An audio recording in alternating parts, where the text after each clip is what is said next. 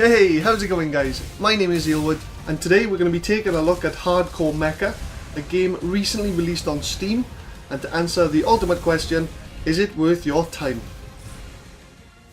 So, Hardcore Mecha is a single/multiplayer indie 2D action shooter platformer, clearly set in a futuristic science fiction world, that world being Mars, where you play as a mecha controlling mercenary originally hired to locate some woman named A, where you'll be watching seamless in-game cutscenes, taking on a large terrorist organisation, and flying all over the place having some fast-paced combat fun.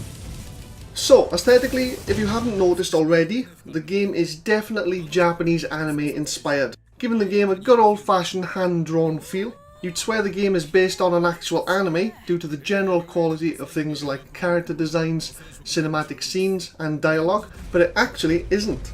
Colours used are bright and stand out well to give the futuristic look of the game. Experienced artists have clearly worked on the overall design of the game when it comes to things like lighting, textures and detailed designs to give everything relevance and a professional look overall. There are a few unpolished details here and there, like certain character animations having too under-dramatic movements, the way the camera moves around during certain cutscenes, and how your character's animations look in the air compared to on the ground could have been a lot better. These are quite minor details that don't really affect the gaming experience, but the airborne animations, for me, they do take away some of the immersion, as they're definitely not dramatic enough and don't feel realistic considering you're boosting a 10-ton mecha suit through the air at super high speeds. And since you're in the air so much, you can't help but notice it constantly. The UI is fantastic, very slim, slender and sexy. Everything you need to know in a very simple arrangement on the screen that keeps the focus area very clean.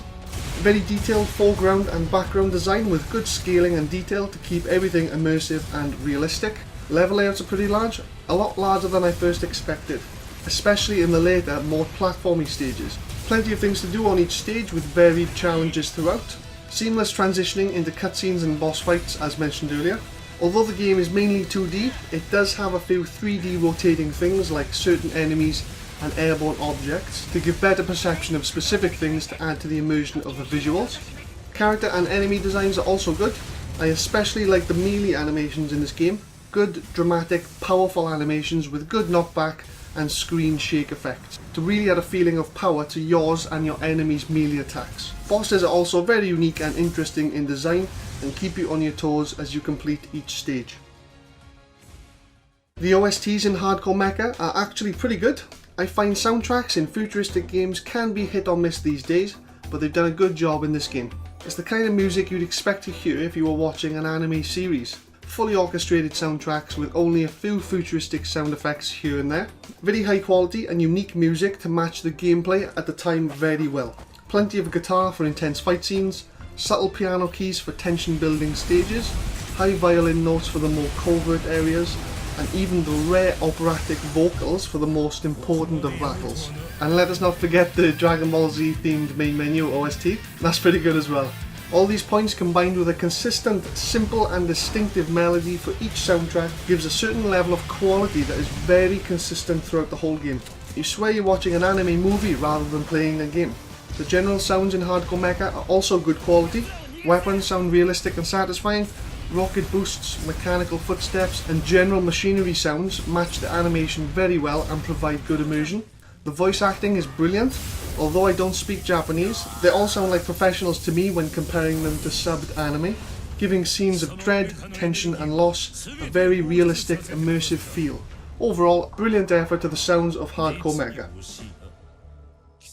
Now for the gameplay. So, Hardcore Mecha first off doesn't have any option for difficulty. Each stage gives you its difficulty rating, but doesn't give you an option to directly change it. The game does kind of have an easy mode, so to speak, in the form of either a consumable item that can be used anytime throughout the stage that heals you with 99 uses per stage, which is crazy, or an equipment mod for your mecha that gives you almost double boosts to every stat that nothing else can even come close to. And if you want, you can have both of these items equipped simultaneously, which is fucking nuts. Definitely baby mode. The game does penalise you, however, for using these overpowered items, in the form of lowering your rank at the end of the stage, which is nice.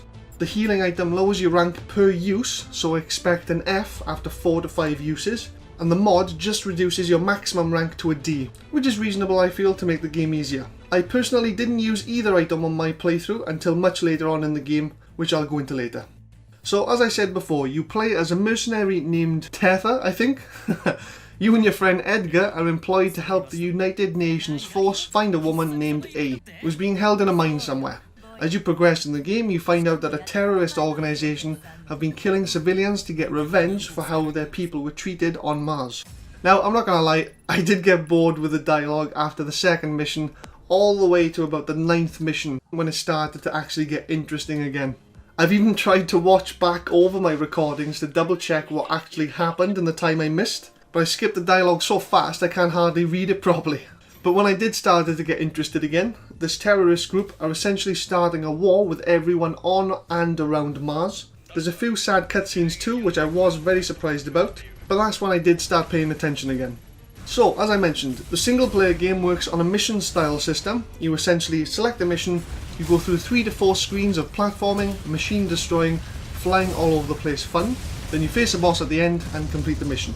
Each mission has many different kinds of enemies that provide different challenges to the player that get progressively harder as you go. You as the player have access to your main weapon with unlimited ammo. You can pick up weapons that drop from enemies that have a limited ammo amount. You have a shoulder gun that I think is designed for very low added DPS, and it does help destroy incoming projectiles like missiles. You can block attacks, which is stronger than you'd think, use melee attacks, which are stronger than you'd think, and have access to an ultimate ability once fully charged, which I would say meets the expectations of strength. As well as the features I've mentioned, if you're using a controller, which is recommended by the way, you can use your movement stick to move the arrow target above you in any direction you like. This is mainly for movement direction, of course, the direction you will boost, and the direction you aim if you hold the aim button. This feature, combined with powerful enemy projectiles and melee attacks, give the game a very fast-paced, focused gameplay, which keeps the immersion high and keeps you in an evasive mindset to ensure you don't die too quickly. The game also has multiplayer option. This is pretty much a free-for-all between 3 players where you choose a mecha from a list and fight to the death. I played 2 matches and wow, I won't be playing that again.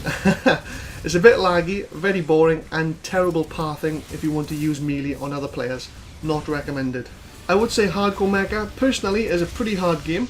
Not so much for the general enemies, but definitely the boss fights. When I started to hit the hard stages, boss fights became very difficult. It took me about 7 attempts to kill the water boss, and about 13 attempts to kill the fucking 3-in-1 boss. I managed to do both in the end with forced blocking, hiding and waiting for openings, but after the 3-in-1 boss, I honestly couldn't be bothered for slow paced, hide and seek combat and constant deaths on every boss fight after that. So decided to turn on the equipment mod to give much better stats and didn't really have too much of an issue after that. During each stage you earn a currency which at the end of each stage you can spend on new weapons and upgrades to your mecha. Each upgrade isn't really game changing and gives little differences in stats, passive perks or different options for weapons and abilities which you can do what you want with really. More HP and armor is obviously recommended, but I personally went full out melee damage because melee is fun. As I mentioned, enemies are quite strong in Hardcore Mecha, again, especially the boss fights. I found my main cause of death was getting meleeed by the super strong enemies, or getting repeatedly killed in boss fights due to very low / no healing items left. The average enemy projectile I found took about 5% of my HP per hit minimum, with certain attacks taking as much as 20% per hit. With no invincibility frames at all, this mounts up very quickly. And if you're a fan of fast-paced melee combat, instead of the odd boring pew pew from max distance, it's not going to be easy for you. Now yes, with repetition you will start to understand the enemy's attacks and avoid the damage, but the satisfaction you feel for completing a stage you were stuck on just isn't as satisfying as you would expect. Most likely due to the fact that all you get at the end of each stage is a letter ranking, very small boosts to stats in the form of purchasable mods, and a potentially new weapon to use which isn't that much stronger than the one you had before. Bit of a poor job from a satisfaction perspective, which definitely affects my immersion towards the game quite a lot. So, for the ultimate question, is it worth your time? The raw gameplay is very fun and very challenging. The soundtracks are relevant and decent, but everything else is pretty much lackluster. I'm going to give this game a 3.5 star or 65 out of 100. The unpolished visuals are not bad enough to diminish the game's value, but as I mentioned, the booster animations definitely need spicing up to give better immersion. I found the big middle part of the game was very boring, and I look forward to just completing the game to get it over with. Now fair enough, it did get very good towards the end of the game due to gripping story, immersive dialogue and final boss fight, but before it got good, it felt like a chore to play more than anything. The gameplay as a whole is absolutely fine, fun and tough. Really enjoyed the whole fly around, fast combat, satisfying melee.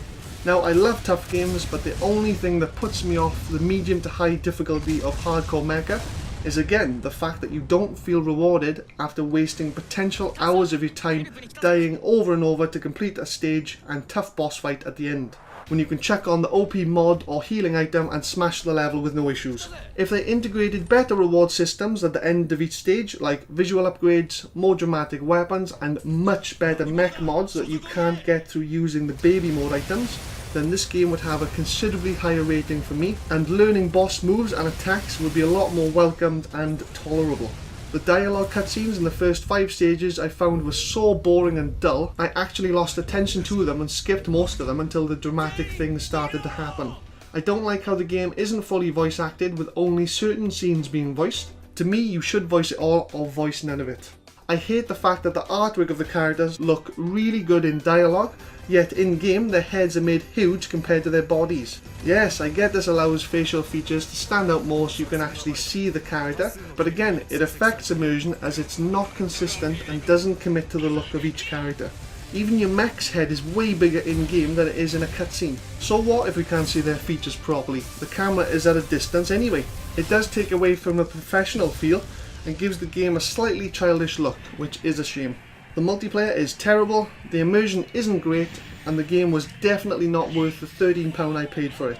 As I said, overall a good game from a purely gameplay, single player perspective, but there are far too many improvements that need to be made to the core aspects for me to call Hardcore Mecha a good game.